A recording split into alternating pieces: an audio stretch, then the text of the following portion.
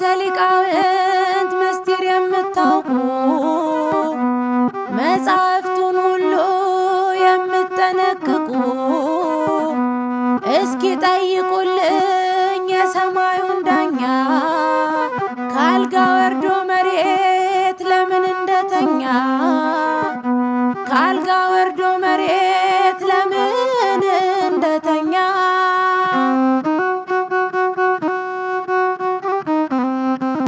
ምን ደሳሳ ብትሆን የደከመች ታዛ ተራ ቤት አይደለች ክርስቶስን ይዛ ያቺ የስምዖን ቤት ደጃፏን ያያች ከመግባት አትቅሩ ዘማለች ብላች ከመግባት አትቅሩ